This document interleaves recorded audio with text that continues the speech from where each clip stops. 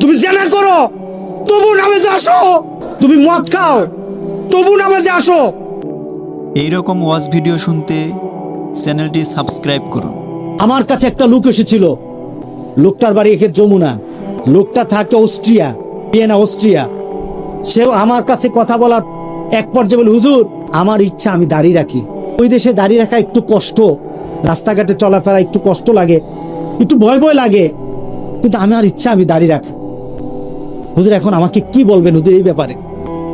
আমি তাকে বললাম, আপনি দাড়ি রাখবেন কে রাখবেন এটা আপনার ব্যক্তিগত বিষয়। একটা কথা বলি, আপনার দাড়িটা আপনার বিষয়, কিন্তু আমি একটা যৌক্তিক কথা বলি আপনাকে। হুজুর বলেন আপনি কতদিন বাঁচবেন? কয়টা তো বলতে পারবো না হুজুর। আপনি কি কবরে যাওয়ার সময়টা কি আপনার জানা আছে যে এতদিন পরে যাব, দাড়ি টাড়ি রেখে যাবো, এই ধরনের ব্যবস্থা আছে? কি বলেন, আছে কিনা বলেন? আপনি যখন কবরে যাবেন আপনার জীবনে করা অনেক সুন্নত থাকতে পারে। আপনার নামাজের সুন্নত, রোজার সুন্নত, আপনার ওযুর সুন্নত, ঘুমানোর সুন্নত, ব্যবহারের সুন্নত, আপনার সমাজের সুন্নত, সকল সুন্নত আপনি করে যাবেন। এগুলি রেকর্ড হবে। আর এটাকে যদি লাইভ করতে হয়, এটাকে যদি দেখাতে হয়, একটা সুন্নত আছে, এছাড়া আর কোনো সুন্নত দেখাতে পারবেন না। আপনি যখন কবরে যাবেন সব সুন্নত লেখা হবে, লেখা থাকবে। আর একটা সুন্নত কবরে যাবেন, মানুষ তাকিয়ে তাকিয়ে দেখবে, ফেরেশতারাও দেখবে, আমার রাসূলও দেখবে। সে আর কথা বললো, চুপ করে চলে গেল। হজ করতে গেল, হজে চলে গেল। আমার সাথে আর দেখা হলো না। কয়েকদিন পর তার চাচা এসে বলল, হুজুর যে ভাতিজার ভাগনাটা আসছিল, আমার ভাতিজা আসছিল, ভাতিজাটা মারা গেছে, ভাতিজাটা মারা গেছে। হুজুর আপনাকে জানাজা পড়াতে হোক, আপনি আমাদের এখানে আসেন। আমি বললাম ঠিক আছে যাব। অস্ট্রিয়া থেকে লাশটা এসেছে। বিদেশ থেকে লাশ আসলে দেখেন না একটা কফিনে থাকে, ওই কফিনটার মুখটার কাছে একটু গ্লাস। আমি দেখতে চাইলাম, দেখা যায় না। এরপর বললাম যেটা খুলে ফেলেন, খোলা হলো, তার মুখটা খোলা। আমি চেহারা দেখেছি দাড়ি ছাড়া, মুখ ভর্তি, আমার মতো, আমার থেকে আরো বড় দাড়ি ছিল তার। আমি তার দিকে তাকিয়ে থাকলাম। অস্ট্রিয়ার মতো দেশে গিয়ে সে রাসূলকে ভুলে নাই। ওই দেশ গিয়েও সে চিন্তা করেছে, আমার রাসূলের কাছে যখন আমি দাঁড়াবো, আমার মুখে দাড়ি থাকবে, আমার রাসূল যেন আমাকে চিনে নেয়। সেখানে গিয়ে সে দাড়ি আর কামালো না, দাড়ি নিয়ে চলে গেল। দুনিয়া ছাড়লো, দুনিয়ার মানুষ তাকিয়ে থাকলো, রাসূলের সুন্নত নিয়ে যায়। কবরে যখন বলা হবে, ওয়ামান হাজার রাজুল বুইসাত ফিকুম, তোমাদের কাছে পাঠিয়েছিলাম এই লোকটাকে, মুহাম্মদ সাল্লাল্লাহু আলাইহি সাল্লামকে যারা দুনিয়াতে মানবে না, যারা মুহাম্মদ সাল্লাল্লাহু আলাইহি সাল্লামের সুন্নত দুনিয়াতে ধরবে না, যারা দুনিয়াতে মুহাম্মদ সাল্লাল্লাহু আলাইহি সাল্লামের সুন্নতকে কলিজায় জায়গা দেবে না, কবরে গিয়ে রাসূলকে তারা চিনবে না, কবরে গিয়ে রাসূলকে চিনবে না। ও মুসলমান, সবার সাথে সম্পর্ক শেষ হয়ে যাবে, আমার রাসূলের মহব্বত কিন্তু শেষ হবে না। যদি রাসূলের সাথে সম্পর্ক করতে পারেন, ওয়ামা ইউতিল্লাহ ওয়ার রাসূল, যারা আল্লাহ এবং রাসূলের ইতাআত করে, ফাউলাইকা মাআল্লাযিনা আনআমাল্লাহ, তাদের জন্য আল্লাহ পুরস্কারের ব্যবস্থা করবেন, তাদেরকে পুরস্কৃত করবেন। মিনান নাবিয়িনা, তার পুরস্কারটা কি হবে? সে নবীদের সাথে থাকবে। দুনিয়ার কোনো বড়সড় মানুষের সাথে কারো যাতে সম্পর্ক হয়, আমার সম্পর্ক যদি নবীর সাথে হয়, তাহলে আমার দুনিয়াতে হবে না। তুমি টের পাও না?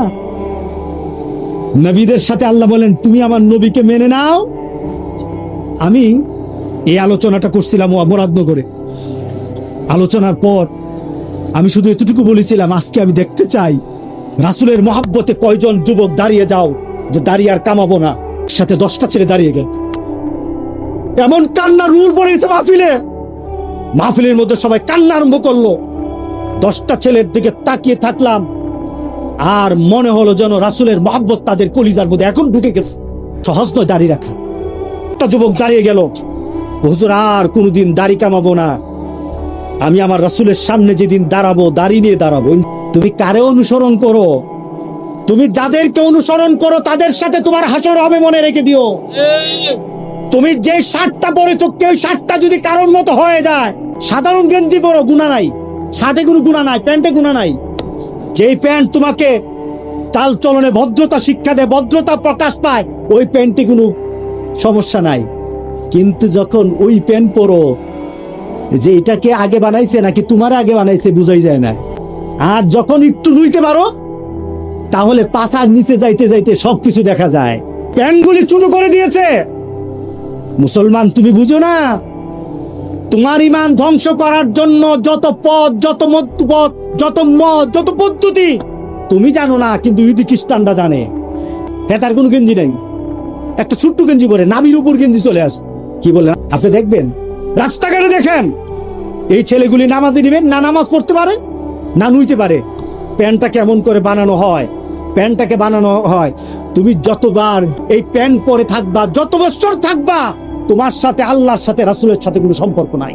তুমি প্যান্ট পরো, তোমার প্যান্টটা হবে তোমার নাভি ঢেকে যাবে, তোমার টাকনু উপর নিচে পর্যন্ত যাবে।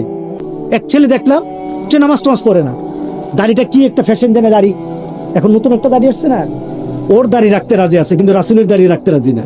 এই স্টাইল কিন্তু সুন্নতের না, দাড়ি স্টাইল হলো নায়ক নায়িকাদের মতো। এই দাড়ি রেখে তারা নিজেদেরকে সৌন্দর্য বাড়াতে চায়। আমি হঠাৎ একটা ছেলেকে দেখলাম যে এইভাবে পরা, দেখলাম টাকটুর উপর জামা, আমি তো আলহামদুলিল্লাহ, সে তো টাকটুর উপর জামা পড়তেছে। হঠাৎ একটা মেডিকেল একটা জিনিস একটা সার্চ করলাম, সার্চ করে দেখলাম যে আমেরিকাতে বর্তমানে যুবক ছেলেরা টাকনুর উপর জামা পরে। তার পিছনে কারণটা কি?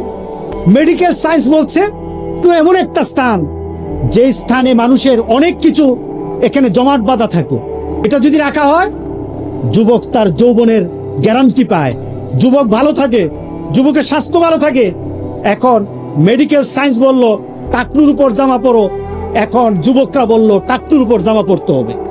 কিন্তু 1500 বছর আগে আমার রাসূল বলেছেন, যারা টাকনুর নিচে জামা পরে কাল হাসুরের দিন আল্লাহ তাদের দিকে রহমতের দৃষ্টিতে দেখবেন না। যারা টাকনুর উপর জামা পরে তাদের পায়ের মধ্যে আগুন লাগানো হবে। 1400 বছর আগে রাসূল বললেন টাকনুর উপর জামা পরো, 1500 বছর আগে রাসূল বললেন, কিন্তু এই কথা কিন্তু কলিজায় কানে যায় নাই।